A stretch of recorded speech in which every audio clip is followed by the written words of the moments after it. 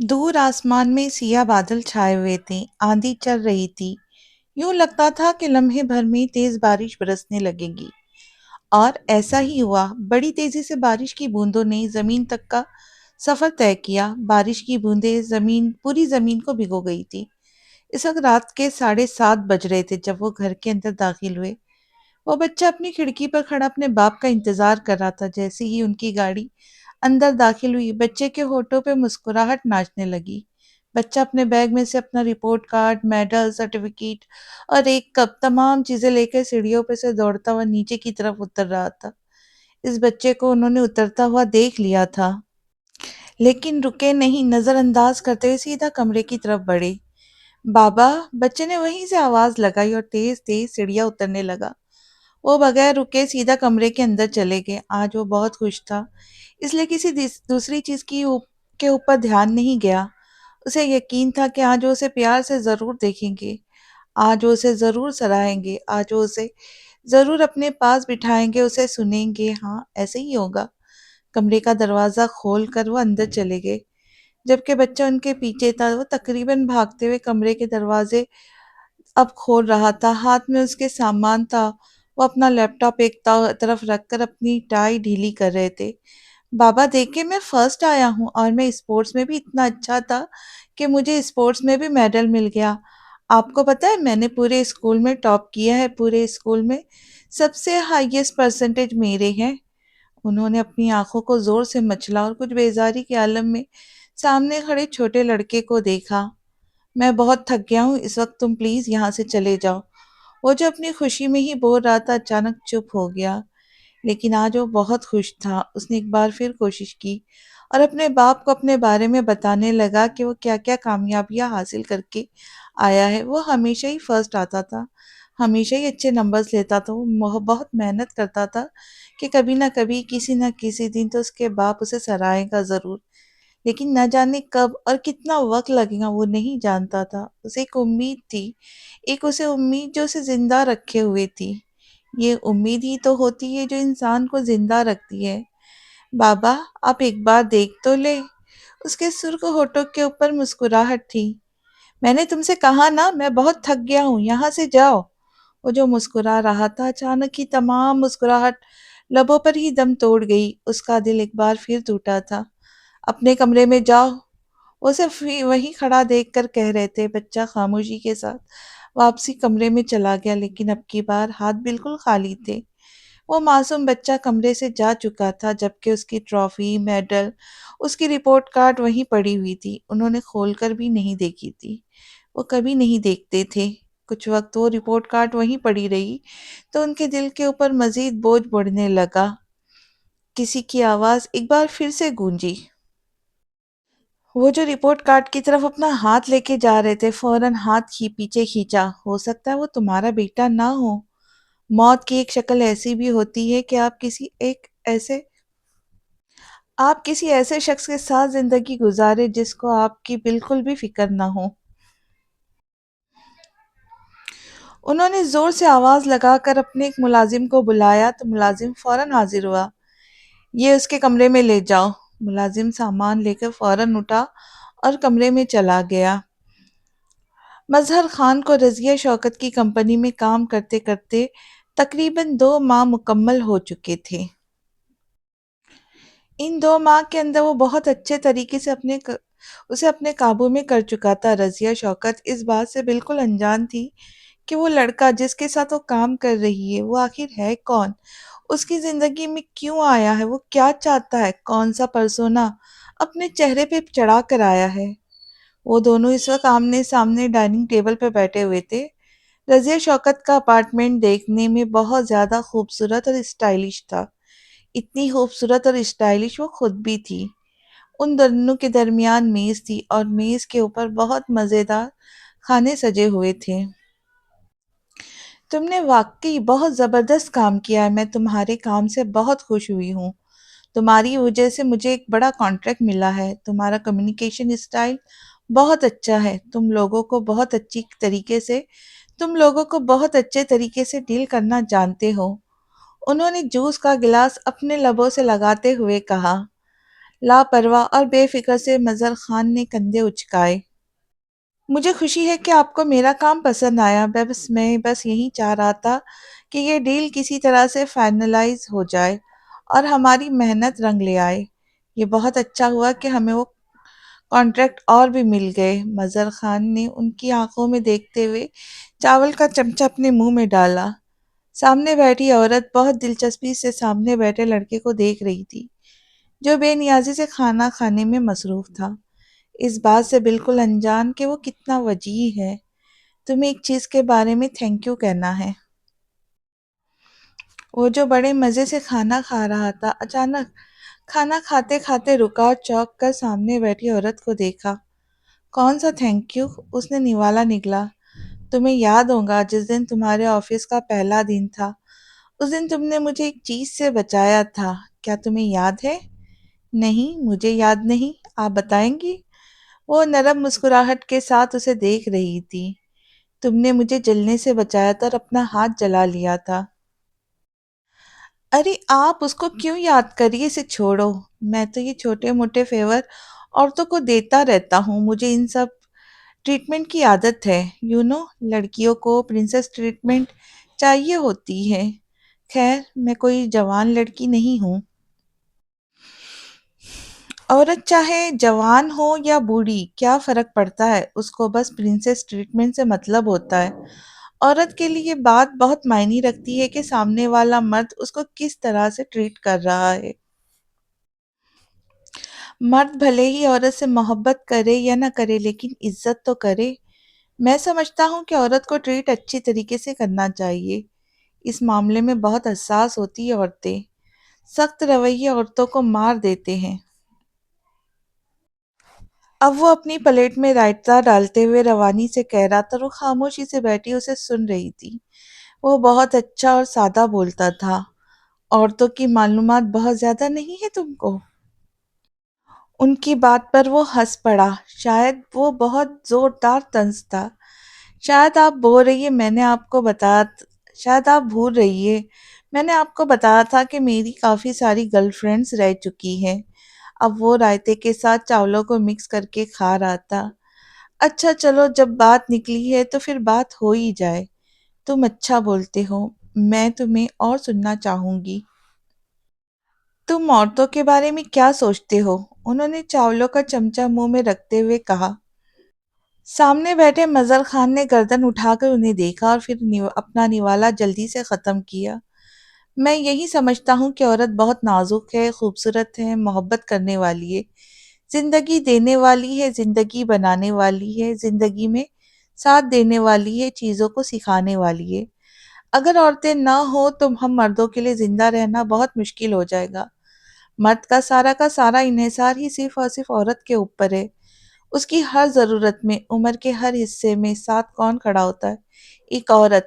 عورت کی اہمیت کو کوئی نظر انداز نہیں کر سکتا۔ عورت روشنی ہے جو اندھیروں میں دیا بن کر جلتی ہے۔ وہ بیٹی ہے تو باپ کے دل کا سکون ہے، بہن ہے تو گھر کی رونق ہے، بیوی ہے تو شوہر کے دکھ سمیٹنے والی ہمسفر، اور ماں ہے تو اپنی اولاد کے لیے جنت۔ اور اس صبر کا دوسرا نام ہے، قربانی کا استعارہ ہے، محبت کی تصویر ہے۔ وہ اگر گھر میں ہو تو دیواریں بھی مسکرا اٹھتی ہے، اگر نہ ہو تو محل بھی ویران لگتے ہیں۔ عورت کائنات کی وہ حقیقت ہے جس کے بغیر زندگی کا کوئی رنگ مکمل نہیں ہوتا۔ اس کے الفاظ کمرے میں گونج رہے تھے جیسے دیواریں بھی اس کی سچائی کی گواہ ہو۔ سامنے بیٹھی عورت اس لڑکی کو سنتی رہی، سانسیں روکے، پھر آہستہ سے مسکرائی۔ بہت خوب، اور تمہاری نظر میں مرد کیا ہے؟ لڑکے نے سامنے رکھی ہوئی چاولوں کی ٹرے میں سے مزید چاول اور بوٹی نکالی، پھر ان چاولوں کے اندر رائتا ڈالا اور مکس کیا، پھر نظر اٹھا کر سامنے بیٹھی عورت کو دیکھا۔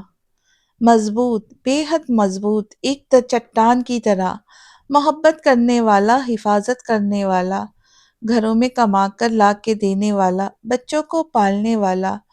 مرد وہ ہے جو گھر کی چھت بن کر اپنے پیاروں کو بارش اور دھوپ سے بچاتا ہے۔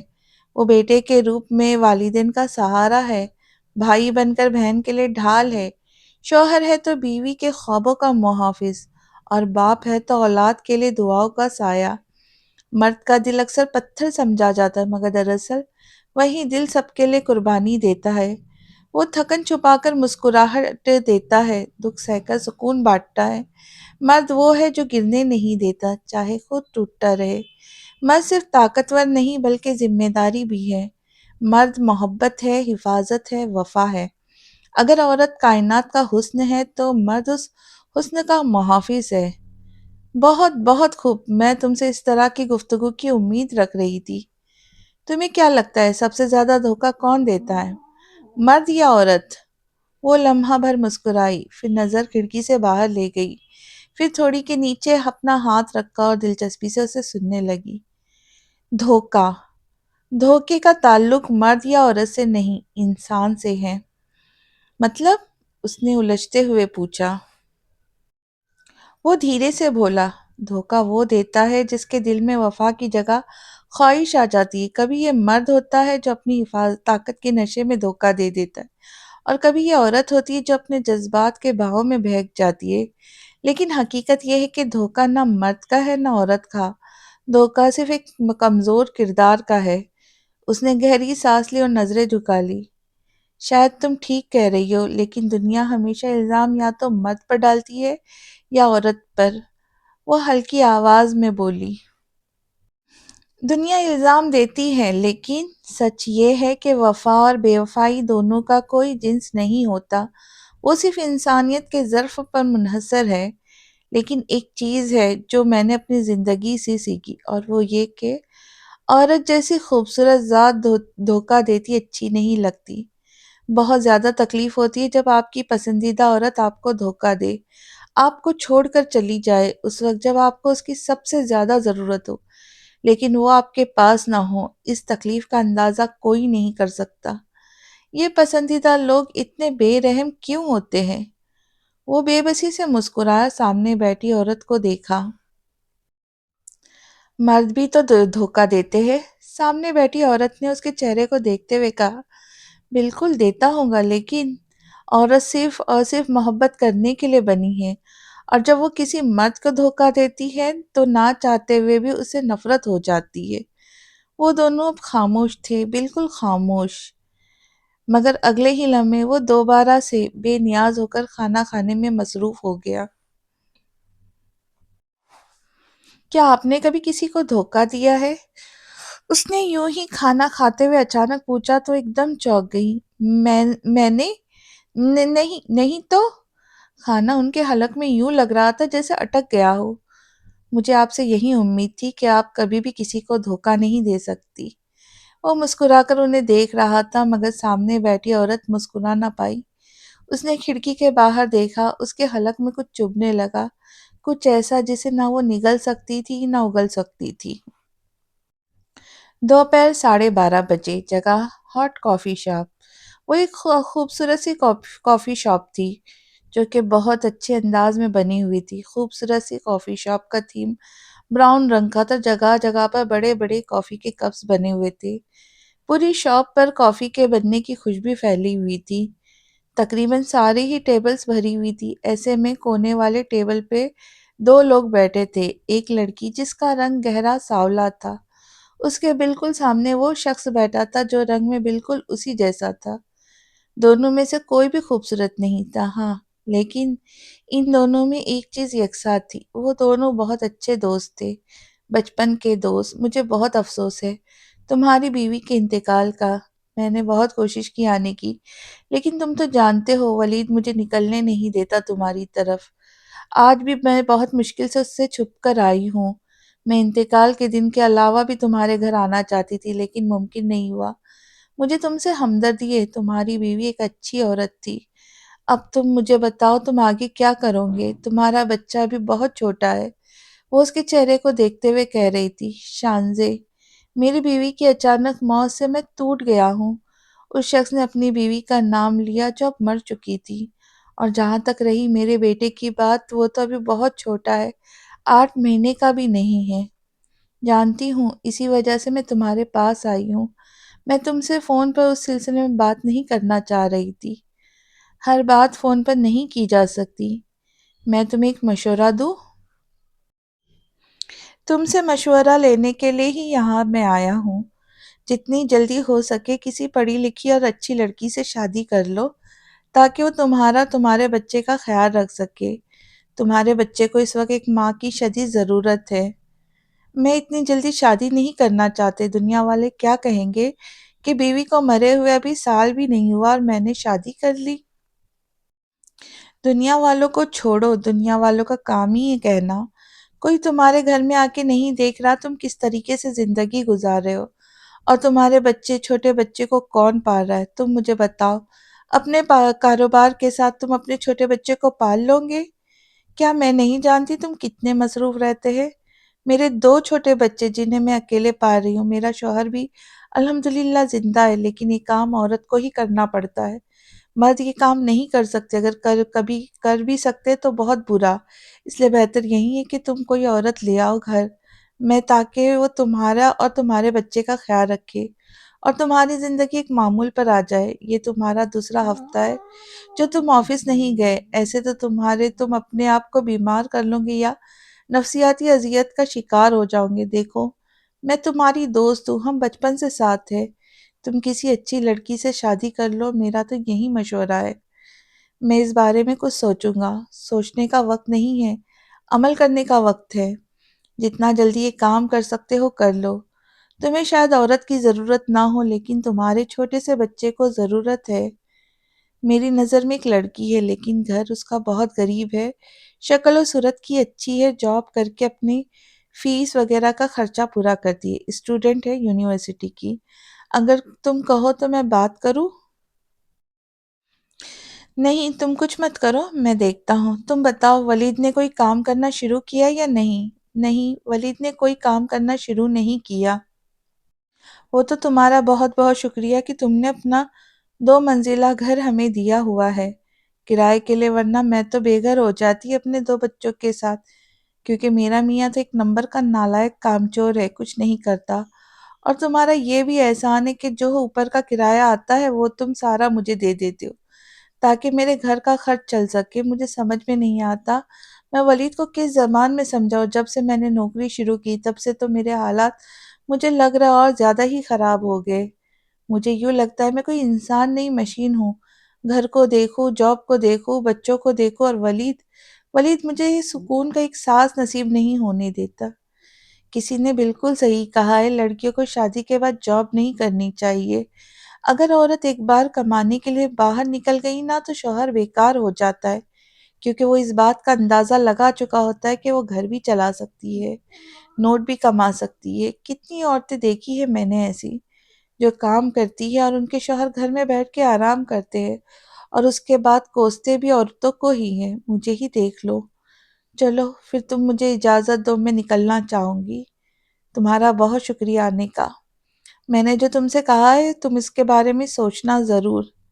تم بے فکر رہو میں ضرور سوچوں گا، کیونکہ میں بہت زیادہ بھروسہ کرتا ہوں تم پر تو میں آنکھیں بند کر کے بھی اعتبار کر سکتا ہوں۔ اگر تم مجھے کوئی مشورہ دو گی تو وہ ہرگز غلط نہیں ہوگا۔ شازیہ مسکرا کر اٹھی اور بیگ اٹھا کر اپنے کندھے پہ ڈالا۔ بچے کو پیار دینا، خدا حافظ۔ وہ کافی شاپ سے نکل گئی، جبکہ وہ کچھ دیر وہیں بیٹھے رہے، پھر اپنا تمام سامان اٹھا کر جیب میں ڈالا اور باہر کی طرف بڑھ گئے۔ گاڑی میں آ کر بیٹھے، گاڑی مین روڈ کی طرف دوڑائی۔ وہ آفس جانا چاہتے تھے۔ راستے میں ان کی گاڑی ایک اسکوٹی سے ٹکرائی۔ اسکوٹی پر 2 لڑکیاں بیٹھی تھی جو اسکوٹی چلا رہی تھی، بہت ہی بے ڈھنگے طریقے سے چلا رہی تھی، بالکل اناڑی کی طرح۔ وہ فوراً اپنی گاڑی سے باہر نکلے کہ کہیں انہیں کوئی چوٹ نہ لگ گئی ہو۔ آپ دونوں ٹھیک ہے؟ وہ فکر مندی سے آگے بڑھے۔ آپ کو نظر نہیں آتا کیا؟ وہ 2 لڑکیاں تھیں جنہوں نے میڈیکل کوٹ پہن رکھے تھے۔ غلطی میری نہیں، غلطی آپ کی ہے۔ آپ غلط طریقے سے اسکوٹی چلا رہی تھی۔ آپ کو شکر ادا کرنا چاہیے کہ آپ کی زندگی بچ گئی۔ سامنے کھڑی اس کی دوست بھی پریشان تھی۔ وہ دونوں آپس میں بحث کر رہے تھے، جبکہ وہ لڑکی خوب جانتی تھی کہ غلطی اس کی دوست انابیہ کی تھی۔ انابیہ ایک حد سے زیادہ بدتمیز اور ضدی لڑکی تھی، اپنی غلطی کبھی نہ ماننے والی۔ اچھا، میری غلطی ہے، وہ اپنے سینے پہ انگلی رکھ کر کہہ رہی تھی۔ पुरसुकून हो जाओ तुम। उसकी दोस्त ने पहली बार बात में हिस्सा लिया तो सामने खड़े आदमी ने इस लड़की को पहली बार देखा। पिंक कलर के कपड़े उसने पहन रखे थे और सर पर स्कार्फ बना हुआ था और कंधे पे नीले रंग का बैग था। हमें माफ कर दीजिएगा, गलती हमारी थी, मेरी दोस्त ने जरा जल्दी में चला दी। क्या बकवास कर रही हो तुम? हमारी गलती कहाँ से आ गई? इनकी गाड़ी आई थी यहाँ, हटो तुम पीछे, मैं बात कर रही हूँ ना। उसने उसे तेजी से पकड़कर उसको पीछे ढकेला। ये जो मेरा नुकसान हुआ है, मुझे इसके पैसे दे फौरन। वो आदमी अब तक इस लड़की को देख रहा था जो पीछे की तरफ खड़ी थी परेशानी में। और ये जो मोबाइल टूटा है ना मेरी दोस्त का, ये भी मुझे चाहिए, वो भी बिल्कुल न्यू, आज और इसी वक्त। इर्द गिर्द के गुजरते हुए लोग इन लोगों को देखने लगे जो कुछ शर्मिंदगी से महसूस हुई। इस आदमी को एक तो गलती भी नहीं उसकी, नहीं ऊपर से वो बदतमीज लड़की उसको सुना रही थी। तुम क्या कर रही हो? अपना मुंह बंद रखो बदतमीज। पीछे खड़ी नूर ने अनाबिया को डांटा। इंतजार करे थोड़ा। वो आदमी सीधा गया, गाड़ी से अपना कोट लेकर उनकी तरफ वापस आ रहा था। जो मैं कर रही हूँ ना, मुझे करने दो। तुमने उस काले आदमी की गाड़ी नहीं देखी? कितनी शानदार गाड़ी है इसकी।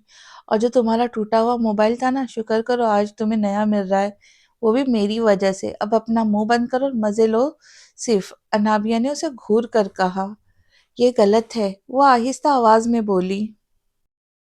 बकवास बंद। अनामिया ने उसको मुंह बंद करने का इशारा किया तो चुप हो गई। ठीक है, आपने हमें हमारे पैसे तो दे दिए, लेकिन ये जो मोबाइल का नुकसान हुआ है, इसका क्या? आपको पता है हम मेडिकल के स्टूडेंट हैं और मोबाइल से कितने काम होते हैं, आपको अंदाजा है इस बात का? चले फौरन अब मुझे नया मोबाइल खरीद कर दे। अच्छा रुके, चले, मेरा तो खैर चल जाएगा, लेकिन मेरी दोस्त का मोबाइल चिकनाचूर हो गया। ये देखे, पूरी स्क्रीन टूट गई है जमीन पर गिरने से।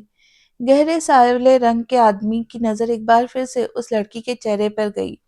लड़की प्यारी सी थी और घबराई हुई थी। ठीक है, मैं नुकसान की भरपाई करने को तैयार हूँ। जिसका भी मोबाइल टूटा है, अगर आप मुनासिब समझे तो मेरे साथ आ जाए। मोबाइल शॉप आगे है, मैं दिला देता हूँ। अनाबिया का मुंह खुला का खुला रह गया। उसे इस चीज की उम्मीद नहीं थी कि वो इतनी जल्दी मान जाएगा। बदसूरत और बेवकूफ दोनों है ये, हाँ, लेकिन कद बहुत अच्छा है और जसामत भी। अनामिया ने इस आदमी को देखते हुए सोचा, फिर अपनी दोस्त को देखा। जाओ, आवाज में हसरत थी। नहीं, आप रहने दे, इसकी कोई जरूरत नहीं, महानूर ने शर्मिंदा होकर कहा। अरे, ऐसे कैसे जरूरत नहीं है तुम्हें? समझ में नहीं आ रहा क्या? जाओ, आप आ जाए प्लीज, मुझे वैसे ही देर हो रही है। वो कहकर सीधा अपनी गाड़ी की तरफ चल पड़ा। अगले ही लम्हे वो लड़की भी पीछे पीछे थी। वो गाड़ी का दरवाजा खोलकर आहिस्ता से बैठी। चेहरे पर शर्मिंदगी के असरात बिल्कुल वाज़ह थे। अनाबिया अब वहां से जा चुकी थी, जबकि उन्होंने मोबाइल शॉप से नया मोबाइल लेकर महानूर के हवाले किया था। ये लीजिए, और मुझे बहुत अफसोस है कि मेरी वजह से आपका नुकसान हुआ। क्या मुझे आपका नंबर या आपका एड्रेस मिल सकता है? उस लड़की ने उस आदमी को देखते हुए कहा, अलबत्ता लहजे में झिझक थी। वो किस लिए? मैं आपको ये रकम वापस करना चाह रही थी, इसलिए। नहीं, इसकी कोई ज़रूरत नहीं। ये आपका मोबाइल है। उन्होंने एक शॉपर उसकी तरफ बढ़ाया। खुदा हाफिज, मुझे अब देर हो रही है। जी, बहुत शुक्रिया आपका। वो आदमी वहां से चला गया, जबकि वो लड़की अपने हाथ में शॉपर को देखती रही। कुछ देर के बाद वो शॉप से बाहर आई। बैग को खोलकर उसने वो शॉपर डाला, फिर मेन रोड पर आकर बस का इंतजार करने लगी। बस का वक्त निकल चुका था। अब दूसरी बस बहुत देर में आनी थी, इसलिए वो तन्हा वहां पर खड़ी इंतजार करने लगी। वो अपनी गाड़ी का लंबा टर्न लेकर वापस आई, क्योंकि बीच में कोई कट नहीं था। वही लड़की बस स्टॉप पर खड़ी थी और कोई भी नहीं था बस स्टॉप पर। वो तन्हा खड़ी थी तो उन्होंने गाड़ी फटाफट रोकी। क्या हुआ, आप यहाँ क्यों खड़ी है ऐसे? वो, मुझे हॉस्टल जाना था, बस अभी आएंगी फिर मैं जाऊंगी। आप पीछे बैठ जाए, मैं आपको छोड़ देता हूँ हॉस्टल। हॉस्टल का रास्ता और नाम बता दीजिएगा अपने। उस लड़की ने चंद लम्हे के लिए सोचा। बस आने में पूरे 20 मिनट लगते हैं। गाड़ी में एसी भी था और आदमी भी बस ठीक ठाक था। वो चंद लम्हे सोचने के बाद पिछला दरवाजा खोलकर बैठ गई। ये उन दोनों की पहली मुलाकात थी, لیکن آہستہ آہستہ وہ دونوں مختلف جگہوں پر ملنے لگے تھے، کبھی اتفاق سے تو کبھی جان کر۔ وہ لڑکی اکثر بس اسٹاپ پر اس وقت آ کے کھڑی ہوتی جب اس آدمی کو وہاں سے گزرنا ہوتا۔ وہ کبھی اسے کالج چھوڑ دیتا تو کبھی ہاسٹل۔ ہر دوسرے تیسرے دن کا یہی چکر معمول تھا۔ وہ آدمی امیر تھا اور اس کے ہونے سے اسے کافی حد تک فائدہ پہنچ رہا تھا۔ یہ ملاقات کا سلسلہ کافی لمبا عرصہ چلا تھا، اتنا کہ وہ اب اس کے گھر بھی آنے لگی تھی ڈنر پر، اتنا کہ وہ دونوں اب ایک دوسرے سے خاصی بے تکلف ہو گئے تھے۔ وہ گہرے رنگ کا آدمی اس کے خرچے تک اٹھانے لگا تھا۔ اس کی بیوی کی موت کے بعد وہ پہلی عورت تھی جو اس کی زندگی میں آئی تھی اور اسے اچھی بھی لگی تھی۔ جب اسے پتا چلا کہ اس آدمی کا ایک بچہ بھی ہے تو بہت ہی زیادہ غصے میں آ گئی تھی۔ ان دونوں کی بہت زیادہ بحث ہوئی تھی کہ اس آدمی نے اسے پہلے کیوں نہیں بتایا کہ اس کا ایک بیٹا بھی ہے۔ پہلے ہمارے درمیان اتنی زیادہ بے تکلفی نہیں رہی تھی کہ میں تمہیں یہ بتاتا کہ میرا ایک بیٹا بھی ہے۔ جو بھی ہے، آپ کو مجھے پہلے ہی دن بتا دینا چاہیے تھا کہ میرا ایک بیٹا بھی ہے۔ یہ الفاظ اب تک اس کے کانوں میں گونج رہے تھے، میرا ایک بیٹا بھی ہے۔ اچھا چلو تم غصہ مت کرو، میں تمہارے لیے کچھ لایا ہوں۔ وہ غصے میں بیٹھی تھی فوراً گردن موڑ کر اس آدمی کو دیکھا۔ دکھائے کیا لائے ہے؟ ناراضگی بہت دور چلی گئی تھی، اب صرف تجسس باقی تھا کہ اس بڑے سے باکس میں کیا ہوگا، اور اس لڑکی کی بات پر مسکرائے۔ جب ماہنور نے باکس کھولا تو ایک بہت ہی خوبصورت اور مہنگا برانڈڈ سوٹ تھا۔ یہ تو بہت مہنگا سوٹ تھا، آپ نے یقیناً اسی وجہ سے لیا ہوگا کیونکہ میں دکان پر اس وقت یہ سوٹ دیکھ رہی تھی۔ وہ اس کی بات پر آہستہ سے مسکرائے۔ میں تمہاری نظروں سے اس سوٹ کے لیے پسندگی دیکھ چکا تھا، میں نے تمہارے سامنے اس لیے نہیں لیا کیونکہ میں تمہیں سرپرائز دینا چاہتا تھا۔ اب اگر تم مجھ سے اگلی بار ملو تو یہی سوٹ پہننا۔ بالکل، اس نے مسکرا کر وہ باکس لے لیا۔ جوڑا واقعی بہت حسین اور مہنگا تھا، اور یہ تحفوں کا سلسلہ اب جاری ہی رہنا تھا، وہ بھی بہت مہنگے تحفوں کا۔ تمہارے لہجے میں سچائی ڈھونڈتا رہا میں، مگر ہر لفظ پیچھے دھوکہ چھپا ہوا تھا۔ تمہاری مسکراہٹ میں وفا کا عکس ڈھونڈا، پر وہاں بھی فریب کا سایہ بسا ہوا تھا۔ یقین کی راہوں پر چلتے چلتے جب لوٹا تو دل کا ہر خواب ٹوٹ کر بکھرا ہوا تھا۔ آہستہ آہستہ دونوں کی ملاقاتیں بہت تیزی سے بڑھنے لگی۔ ان دونوں کے درمیان اب کافی حد تک بے تکلفی ہو چکی تھی کیونکہ وہ ایک دوسرے سے بہت زیادہ آشنا ہو چکے تھے۔ لڑکی نے اپنے فیملی بیک گراؤنڈ کے بارے میں بتایا کہ وہ مڈل کلاس تھی، لیکن اس کے برعکس وہ کالے رنگ کا شخص اس سے خاصا امیر تھا، عمر میں بھی بڑا تھا۔ وہ شخص اس بات کو اپنے ذہن میں بٹھا چکا تھا کہ کچھ وقت کے بعد وہ اسے شادی کے لیے پرپوز کرے گا۔ ان دونوں کو ساتھ رہتے ہوئے تقریباً 1 سال سے اوپر کا عرصہ ہو چکا تھا۔ وہ اکثر اس کی سیمسٹر فیس بھی پے کر دیتا تھا۔ مہنگے مہنگے تحفے، برانڈڈ پرفیومز، بیگز، مہنگے مہنگے کپڑے گفٹ کرتا۔ اس لڑکی کی ہر طرف سے صرف اور صرف اپنا فائدہ ہی نظر آ رہا تھا۔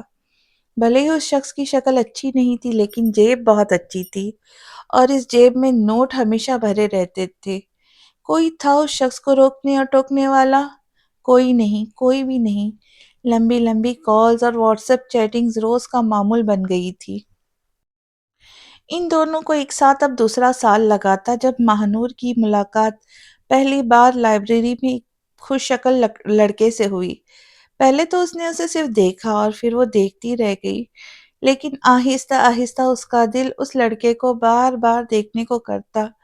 ایک اچھی شکل، وہ صورت کا خوبصورت لمبا چوڑا سا لڑکا جو اسی کی فیلڈ میں تھا اور عمر میں بھی اس جتنا، شکل سے اچھا اور یقیناً پیسے والا بھی تھا۔ لائبریری میں کچھ کتابوں کو لے کر وہ 2-3 بار ان کے درمیان بات چیت بھی ہو چکی تھی۔ اس لڑکے کا نام احسن تھا۔ اس نے فوراً سے ایک ترازو میں احسن کو رکھا، دوسرے طرف اس کالے رنگ کے شخص کو جو نہ خوبصورت تھا نہ عمر میں اس جتنا تھا، ایک بچے کا باپ تھا۔ کس کا پلڑا زیادہ بھاری تھا؟ اسے یہ سمجھنے میں زیادہ دیر نہیں لگی تھی، صرف چند پل، اور پھر آہستہ آہستہ وہی ہوا۔ وہ سیاہ شخص اسے بہت تیزی سے برا لگنے لگا۔ وہ روز یونیورسٹی میں اس لڑکے سے ملتی، ان کے درمیان اب باتیں ہونے لگی تھی، نمبر بھی ایک دوسرے کے لیے لیے گئے تھے۔ آہستہ آہستہ وہ اس سیاہ شخص سے باتیں کم کرنے لگی تھی، اس کو وہ بہت کم وقت دینے لگی تھی۔ اس نے اپنی صورتحال کے بارے میں اپنی دوست انابیہ کو بتایا۔ انابیہ ایک نمبر کی لالچی، احسان فراموش اور بہت بدتمیز لڑکی تھی۔ دیکھو میری بات سنو، وہ دونوں اس وقت کالج میں تھی اور درخت کے نیچے بیٹھی ہوئی تھی، دونوں کے ہاتھ میں چپس کے پیکٹ تھی۔ میں تو تمہیں صرف اور صرف ایک مشورہ دوں گی، اور وہ یہ مشورہ ہے کہ تم جتنی جلدی ہو سکے اس کالے رنگ کے آدمی سے اپنی جان چھڑا لو۔ تم نے کبھی ہاشم ندیم کا ناول پڑھا ہے، پریزاد پڑھا ہے؟ یہی شخص مجھے پریزاد جیسا یاد دلاتا ہے، بالکل بھی خوبصورت نہیں ہے، نہ ہی اٹریکٹیو، لیکن پیسہ ہے اس کے پاس۔ میری مانو تو جتنی جلدی ہو سکے اس آدمی سے اپنی جان چھڑا لو۔ وہ چپس ہونٹوں میں دبائے اپنے منہ کے اندر لے گئی اور تیز تیز اسے چبانے لگی۔ میری سمجھ میں نہیں آ رہا کہ میں کیا کروں، مہانور بے بس ہوئی۔ وہ شخص اب مجھے بالکل سمجھ نہیں آتا، نہ ہی مجھے اچھا لگتا ہے۔ میرا دل، میری آنکھیں صرف اور صرف احسن کو چاہنے لگی ہے۔ بہت تیزی سے میرے دل کی دنیا میں احسان نے قبضہ کر لیا ہے۔ مجھے کچھ سمجھ میں نہیں آ رہا کہ میں اس شخص سے اپنا پیچھے کیسے چھڑاؤں۔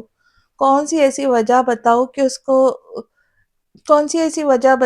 کو کہ وہ مجھے چھوڑ دے۔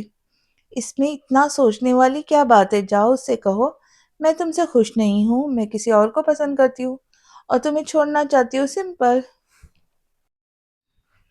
بہت ہی بیوقوفانہ مشورہ ہے تمہارا، کسی کو چھوڑنے کے لیے کوئی نہ کوئی وجہ کا ہونا ضروری ہوتا ہے۔ تمہیں پتہ ہے اس نے مجھ پہ کتنا پیسہ لٹایا ہے؟ وہ مجھ پر آنکھیں بند کر کے پیسے خرچ کرتا ہے، آنکھیں بند کر کے۔ آخری الفاظ پر ذرا زور دے کر کہا۔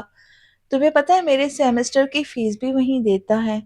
مجھے سمجھ نہیں آ رہا کہ میں کیا کروں، کچھ سمجھ نہیں آ رہا یار، اف۔ مجھے بس اس شخص سے جلد از جلد اپنی جان چھڑانی ہے۔ میں نے 2 سال اس شخص کے ساتھ برباد کر لیا، اب مزید نہیں کرنا چاہتی۔ سوچو نا، تم بھی چپس کھا رہی ہو کب سے بیٹھ کر، وہ غصے سے بولی۔ میری ایک بات مانو گی؟ ہاں کہو، کیا بات ہے؟ میں ماننے کو تیار ہوں۔ پھر اپنے دل کو تھوڑا سا مضبوط کر لو۔ تم کہنا کیا چاہتی ہو؟ مجھے کچھ سمجھ نہیں آیا۔ پہلے تو تم مجھے ایک بات صحیح صحیح واضح کرو، تمہیں احسن زیادہ اچھا لگتا ہے یا وہ کالے رنگ والا آدمی؟ آف کورس احسن، وہ اس سے ہر لحاظ سے بہتر ہے۔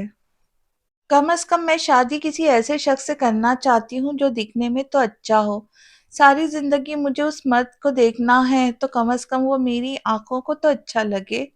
ساری زندگی اس کے ساتھ اٹھنا بیٹھنا سونا کھانا ہے، اور میں نہیں چاہتی کہ مجھے کوئی پچھتاوا ہو۔ 2 سال سے میں ایک پچھتاوے کی زندگی گزار رہی ہوں، لیکن فائدہ کچھ یوں بھی ہوا کہ میرے خرچے بہت آسانی سے پورے ہو رہے۔ کیا احسن بھی تمہیں پسند کرتا ہے؟ ہاں، وہ مجھے پسند کرتا ہے، اس نے کہا تھا۔ تو پھر ٹھیک ہے۔ اگر عشق کی آگ دونوں طرف سے لگی ہے تو پھر ٹھیک ہے، محبت اور جنگ میں سب کچھ جائز ہوتا ہے۔ اب جو میں کہہ رہی ہوں بہت دھیان سے سنو۔ تم میڈیکل کی اسٹوڈنٹ ہو، تم میڈیکل جانتی ہو، لیکن وہ شخص نہیں۔ اس کی بیوی وہ 2 سال پہلے مر چکی ہے، رشتہ دار یہاں کوئی ہے نہیں، اور جو ہے وہ بہت سارے باہر ہے۔ اپنے ماں باپ کا اکلوتا بیٹا ہے، لہٰذا کوئی بہن بھائی کی بھی جھنجھٹ نہیں۔ اس بڑے گھر میں اکیلا رہتا اپنے بیٹے کے ساتھ۔ جب لوہا گرم ہو تبھی چوٹ مارنی چاہیے۔ تم کہنا کیا چاہتی ہو؟ انابیہ کی آنکھوں میں گہری سنجیدگی تھی۔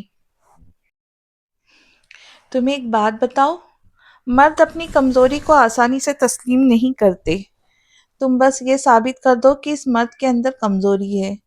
تم صاف صاف کیوں نہیں کہہ رہی؟ مجھے مت الجھاؤ، وہ اکتا گئی تھی۔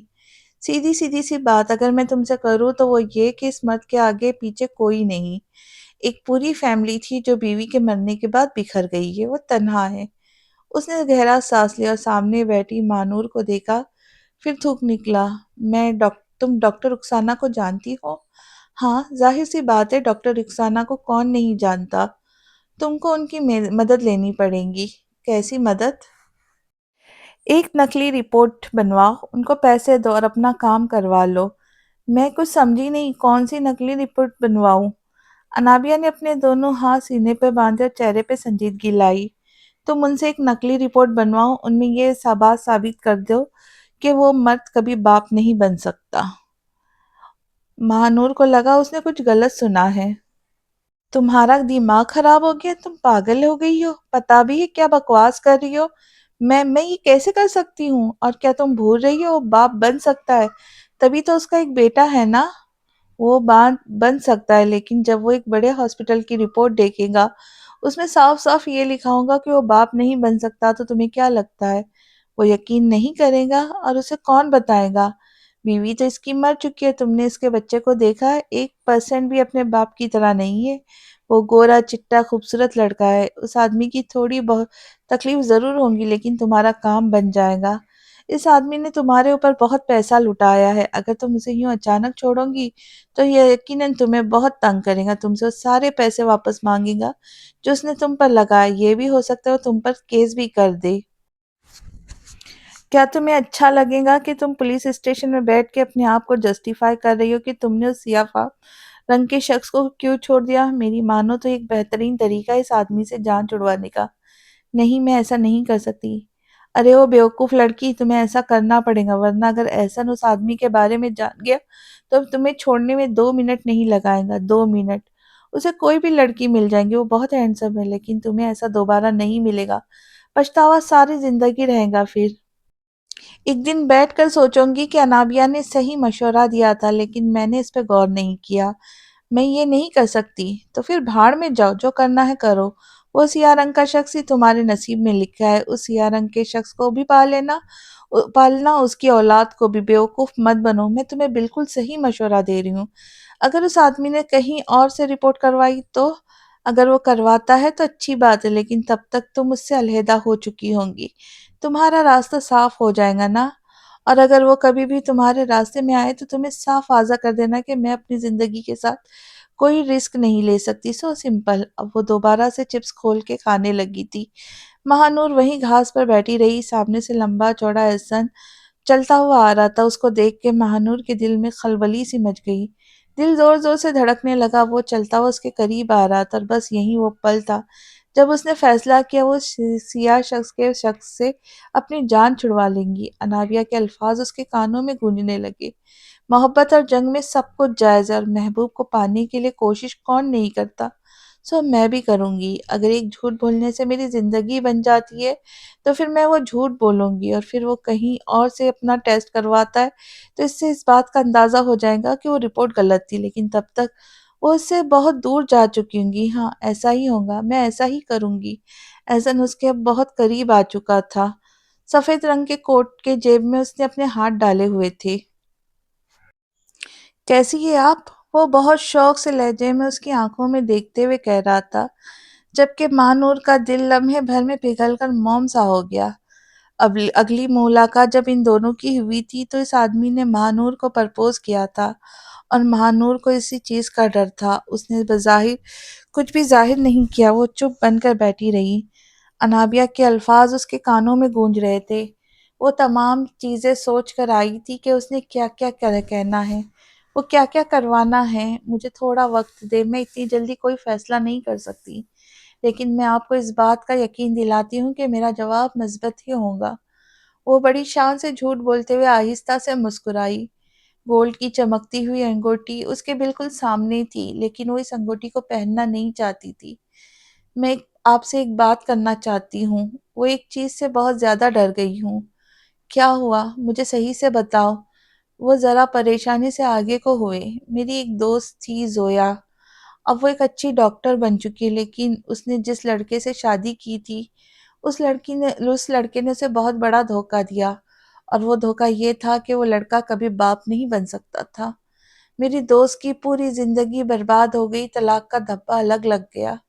آپ تو جانتے ہیں طلاق یافتہ عورت کا معاشرہ آسانی سے قبول نہیں کرتا۔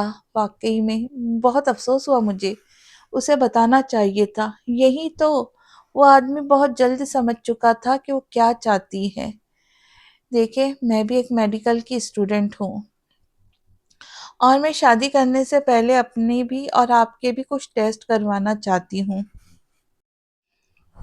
کون سے ٹیسٹ؟ تمام ٹیسٹ، تاکہ بعد میں مجھے کسی قسم کی کوئی بھی پریشانی کا سامنا نہ ہو۔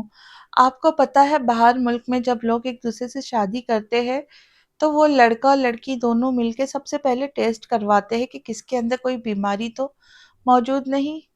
میرے خیال سے ایک بہترین طریقہ ہے کسی بھی چیز کو جانچنے کا۔ ہاں یہ تو ہے۔ میری ایک بہت قابل احترام ڈاکٹر ہے، ڈاکٹر رخسانہ، میں ان سے رابطہ کرتی ہوں۔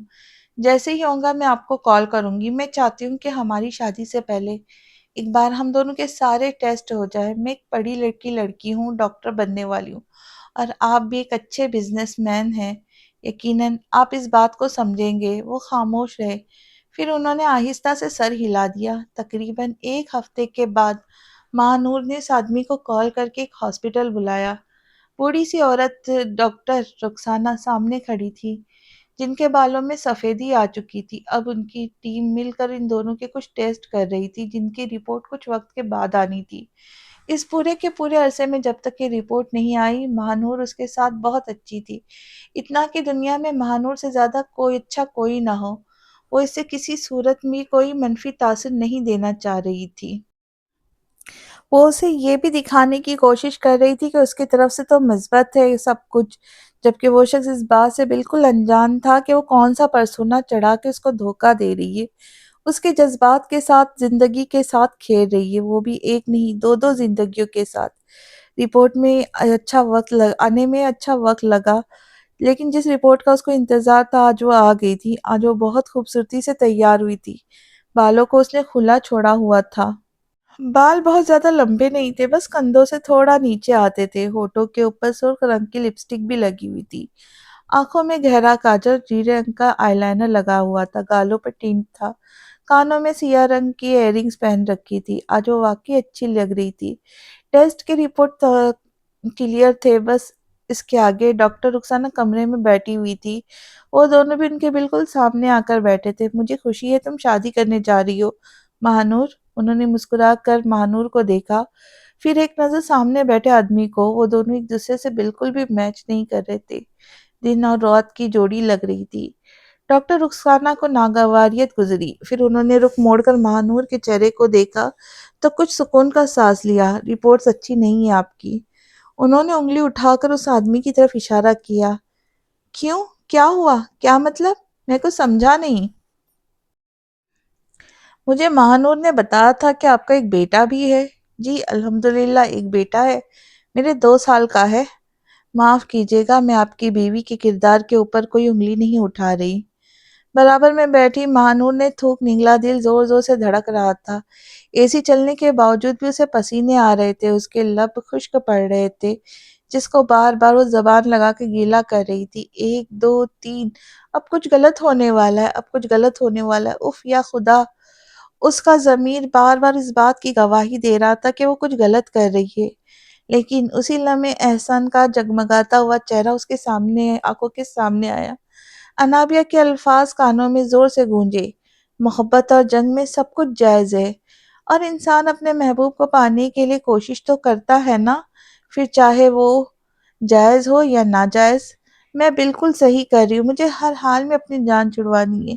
میرے آگے پوری زندگی پڑی ہے، میں اپنی زندگی کی ساری خوشیاں عمر عمر اس کالے آدمی کے ساتھ نہیں گزار سکتی۔ سوچو مہانور، جب تم صبح سو کر اٹھو گی اور رات کو سونے کے لیے بستر پر لیٹو گی تو یہی شخص تمہارے ارد گرد ہوگا، اور وہ تو ایک بچے کا باپ بھی ہے۔ لیکن احسن خوش شکل ہے، امیر ہے، میرا ہم عمر ہے۔ ہاں بالکل، میں یہ سب کچھ صحیح کر رہی ہوں۔ دیکھیں، انہوں نے چشمہ اتار کر ٹیبل پہ رکھا، حقیقت بہت کڑوی ہے، یقیناً آپ کو جان کر تکلیف ہوگی، لیکن کیونکہ میں ایک ڈاکٹر ہوں مجھے آپ کو تمام حقیقت بتانی ہی پڑیں گی، اور وہ حقیقت یہ ہے کہ آپ باپ نہیں بن سکتے۔ اور سامنے بیٹھے شخص کو لگا ہاسپٹل کی چھت ان پر آ گری ہے۔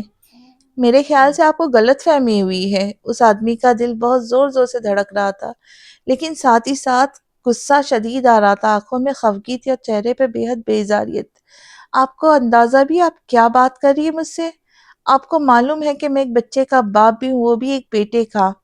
مجھے آپ سے جھوٹ بولنے کی ضرورت نہیں، اگر آپ چاہیں تو کہیں اور سے ٹیسٹ کروا لے، لیکن جہاں سے بھی کروائیں گے یہی تھپڑ آپ کے منہ پہ بار بار لگے گا۔ انہوں نے بغیر کسی مروت کے سیدھا کرارا جواب دیا۔ وہ آدمی چہرے پہ سختی لیے سامنے بیٹھی عورت کو دیکھتا رہا۔ یہ آپ کیا کہہ رہے ڈاکٹر رخسانہ؟ مہانور کے دل پر جیسے گھوسا لگا۔ کم از کم اس نے اداکاری تو دکھائی تھی، یہ کیسے ہو سکتا ہے؟ ان کا تو ایک بہت پیارا بیٹا ہے، یقیناً کچھ نہ کچھ پرابلم ہے۔ کیا ہم یہ ٹیسٹ دوبارہ نہیں کر سکتے؟ مہانور، کیا تمہیں میری قابلیت پر کوئی شک ہے؟ نہیں نہیں ڈاکٹر رخسانہ، ایسی کوئی بات نہیں۔ وہ اچانک چپ ہو گئی۔ اگر آپ یہاں آتے ہیں وہ ہسپتال کا نام نہیں پڑھ کر آئے تو دوبارہ باہر جا کر ہسپتال کا نام پڑھ کر آئے۔ آپ کو اندازہ ہو جائے گا آپ کس ہسپتال میں موجود ہے۔ اگر آپ میرے بارے میں نہیں جانتے تو سامنے دیوار پر لگی ہوئی ڈگریوں کو پڑھ لے۔ جو بھی سچ تھا میں نے آپ کو بتا دیا۔ حقیقت کڑوی ہے اور آپ کو ایکسپٹ کرنے میں ٹائم لگے گا، میں سمجھتی ہوں۔ مردوں میں یہ کمزوری ہوتی ہے، جسے ایک عورت ماں نہیں بن سکتی ویسے ایک آدمی کبھی باپ نہیں بن سکتا۔ میں جانتی ہوں یہ بہت تکلیف دہ ہے، لیکن یہی سچ ہے۔ وہ بہت نرمی کے ساتھ اس آدمی کی آنکھوں میں آنکھیں ڈال کر کہہ رہی تھی، ایک ایک لفظ جیسے اس کے دل پہ اتار رہی ہو۔ اگر آپ میری بات مانیں تو اس حقیقت کو قبول کر لیں، جتنی بار آپ ٹیسٹ کروائیں گے اتنی بار آپ کے منہ پر یہی تھپڑ لگتا رہے گا۔ لیکن ایسا ممکن نہیں، میرا ایک بیٹا ہے۔ کیا آپ کی بیوی زندہ ہے؟ نہیں، وہ انتقال کر گئی 2 سال پہلے۔ آپ کی بیوی دیکھنے میں کیسی تھی؟ بہت خوش شکل تھی، مہانور جیسی۔ اور وہ لڑکی آپ سے شادی کرنے کے لیے راضی ہو گئی تھی؟ میرا مطلب اگر میں مہانور کا اور آپ کو موازنہ کروں تو مہانور آپ سے بہت زیادہ نمبر لے جائیں گی۔ پھر ایسی کون سی خاص وجہ تھی کہ وہ عورت آپ سے شادی کرنے کے لیے بہت آسانی سے مان گئی تھی؟ میرے رشتہ داروں میں سے کسی نے رشتہ کروایا تھا اور میری بیوی بہت اچھی تھی، بہت با کردار۔ میں آپ کی بیوی کے کردار پر بات نہیں کر رہی، لیکن یہ جو رپورٹس ہے اس میں یہ بات صاف صاف لکھا ہے کہ آپ باپ نہیں بن سکتے۔ اب میں نہیں جانتی حقیقت کیا ہے اور کیا نہیں۔ قبر میں موجود مردے اٹھ کر نہیں ہمیں حقیقت سے آگاہ نہیں کر سکتے، اور یہ بھی ہو سکتا ہے کہ وہ آپ کا بیٹا نہ ہو۔ وہ ٹھہر ٹھہر کر ایک ایک لفظ بہت آرام آرام سے کہہ رہی تھی، اور سامنے بیٹھے آدمی کو یوں لگا کسی نے ان کے کان میں دہکتا ہوا لاوا ڈال دیا ہو، ایک ایسا لاوا جو انہوں نے لمحے بھر میں اندر تک جلا کر راکھ کر چکا ہو۔ وہ بالکل چپ ہو گئے، بالکل چپ۔ ہو سکتا ہے وہ آپ کا بیٹا نہ ہو، یہ الفاظ کسی ہتھوڑے کی طرح اس کے سر پہ وار کر رہے تھے۔ مہانور ایک دم چپ ان دونوں کو دیکھ رہی تھی۔ کچھ دیر وہ دونوں وہیں بیٹھے رہے، اس کے بعد وہ دونوں مرے مرے قدموں سے کمرے سے باہر نکل آئے۔ اب وہ دونوں گاڑی کی طرف بڑھ رہے تھے۔ گاڑی میں بیٹھنے کے بعد مہانور نے نرمی سے ان کے کندھے پہ ہاتھ رکھا۔ اگر آپ چاہتے تو ہم کہیں اور سے ٹیسٹ کروا لیتے ہیں، آپ مایوس نہ ہوں۔ وہ کچھ نہیں بولے، بس خاموشی سے گاڑی کو ڈرائیو کرتے رہے۔ وہ سیدھا گھر گئے، مہانور بھی ان کے ساتھ سیدھا انہی کے گھر پر آ گئی تھی۔ وہ دونوں ڈرائنگ روم میں بیٹھے ہوئے تھی۔ وہ 2 سالہ چھوٹا سا معصوم سا بچہ جو پیارا سا تھا اپنے کھیل میں مصروف تھا، اس بات سے بالکل بے خبر کہ آج کے بعد اس کی زندگی مکمل طور پر بدلنے والی ہے۔ مجھے تو ڈاکٹر رخسانہ کی بات پر بالکل یقین نہیں آ رہا، کیا یہ سب کچھ؟ وہ بولتے بولتے اچانک چپ ہوئی تو اس آدمی نے مہانور کو ایک نظر دیکھا۔ کیا میں ایک مری ہوئی عورت کے کردار پر شک کروں اب، یا اس رپورٹ پر شک کروں، یا اپنے 2 سالہ بیٹے پر جو مجھ سے 1% بھی نہیں ملتا؟ انہوں نے اپنا سر دونوں ہاتھوں سے تھام لیا۔ اب اس ڈاکٹر کی بات کے اوپر دھیان نہ دے، اگر آپ چاہتے تو ہم کسی اور ہسپتال میں ٹیسٹ کروا لیتے۔ جس ہسپتال میں ہم دونوں نے ٹیسٹ کروائے ہیں وہ ہسپتال کافی اچھا ہے اور شہر کے بڑے ہاسپٹلز میں سے ایک ہے۔ مجھے سمجھ نہیں آ رہا کہ اچانک کون سی قیامت آ گئی مجھ پر۔ حوصلہ رکھے، کیا آپ کو کبھی بھی اپنی بیوی کے اوپر کوئی شک رہا ہے؟ مہانور نے ان کے کندھے پر سے اپنا ہاتھ نہیں اٹھایا تھا، وہ بہت ٹھہر ٹھہر کر ان کی آنکھوں میں دیکھتے ہوئے پوچھ رہی تھی۔ نہیں، کبھی نہیں۔ وہ ایک اچھی بیوی تھی، میں اس کے ساتھ بہت خوش تھا، لیکن میرے بیٹے کی پیدائش کے بعد وہ بہت زیادہ بیمار رہنے لگی اور ایک دن اچانک مجھے چھوڑ کر چلی گئی۔ لیکن میں یہ کبھی نہیں سوچ سکتا تھا کہ وہ مجھے دھوکہ دے دیں گی، وہ ایسا کر نہیں سکتی۔ میں آپ کی تکلیف سمجھتی ہوں۔ اسی لمحے وہ بچہ جو 2 سال کا تھا کھیلتے کھیلتے اپنے باپ کی طرف اڑا وہ اس وقت واکر میں تھا اور اس کے واکر کے آگے کچھ کھلونے پڑے تھے جنہیں وہ بجا رہا تھا۔ آدمی کی نظر اس بچے پہ پڑی، خوش شکل خوبصورت بچہ، اور پھر انہوں نے سامنے لگے ہوئے شیشے میں اپنا عکس دیکھا۔ دونوں کا عکس ایک دوسرے کے بالکل برعکس تھا۔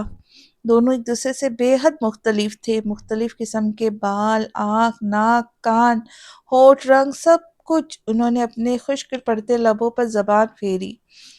سامنے بیٹھی لڑکی ان کی آنکھوں میں بہت کچھ دیکھ چکی تھی۔ کبھی کبھی مجھے واقعی میں ایسا لگتا ہے کہ یہ آپ کا بیٹا نہیں ہے۔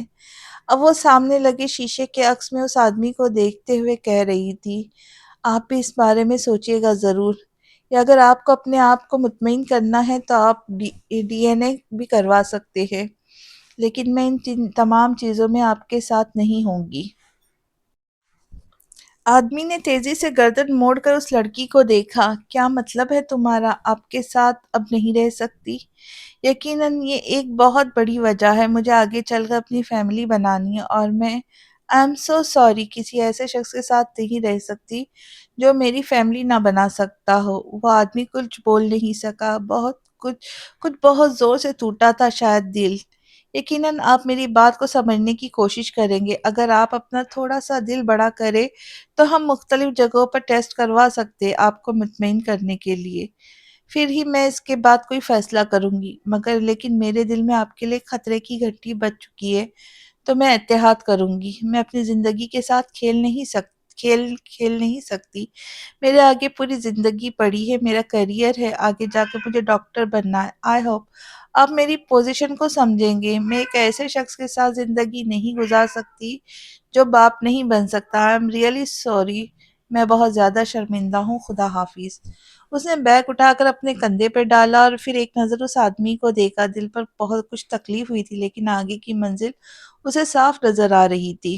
اور اس کے برعکس جو شخص صوفے پہ بیٹھا تھا، اسے اپنے ارد گرد، اپنے آگے پیچھے کس قسم کی کوئی منزل نظر نہیں آ رہی تھی۔ وہ بچہ اب کھیلتے اپنے واکر ادھر سے ادھر لے کر جا رہا تھا، جبکہ وہ شخص بالکل سن سا بیٹھا رہ گیا۔ تو کیا اپنی مزید بےعزتی کروانے کے لیے، اپنے آپ کو مزید رسوا کرنے کے لیے اپنے ٹیسٹ دوبارہ کروائے گا؟ کیا میری بیوی نے واقعی مجھے دھوکہ دیا تھا؟ کیا یہ بیٹا واقعی میرا نہیں تھا؟ جسے مرتبہ کو کہہ کے گئی تھی کہ میرے بیٹے کو ہمیشہ اپنے ساتھ رکھنا، بس اس کی بیوی یہی وصیت تو کر کے مری تھی کہ میرے بیٹے کو ہمیشہ اپنے ساتھ رکھنا، کبھی خود سے جدا نہ کرنا، ورنہ میری روح بہت بے چین رہے گی۔ یہی آخری الفاظ اس کی بیوی نے مرنے سے پہلے ادا کیے تھے۔ یہ میری تم سے گزارش ہے۔ اسے اپنی بیوی کے آخری کہے گئے الفاظ یاد آئے جو اس نے آئی سی یو میں کہے تھے، میرے بیٹے کو تنہا مت چھوڑنا، اسے ہمیشہ اپنے ساتھ رکھنا۔ انہوں نے گہری نظروں سے اس بچے کو دیکھا۔ زیادہ تر بچے کو ملازم ہی سنبھالتے تھے، وہ آدمی تو پورا دن گھر پر ہوتا ہی نہیں تھا، سارا دن وہ آفس میں ہوتا تھا۔ بچے کی دیکھ بھال کے لیے اس نے ایک ملازمہ رکھی ہوئی تھی جو اس کا خیال رکھتی تھی فل ٹائم، کیونکہ اتنے چھوٹے بچے کا خیال رکھنا اس کے بس میں نہیں تھا۔ بس یہ وہی منحوس دن تھا، اور اس دن کے بعد سے وہ باپ اور بیٹا دونوں ایک دوسرے سے ہمیشہ ہمیشہ کے لیے الگ ہو گئے تھے۔ میں اپنے آپ کو دنیا کے آگے ذلیل نہیں کرواؤں گا۔ دنیا کیا سوچیں گی میرے بارے میں؟ ایک تو پہلے ہی میری رنگت نے میری دنیا کے آگے رسوا کر رکھا ہے، اور دوسرا یہ داغ بھی کہ میں کبھی باپ نہیں بن سکتا۔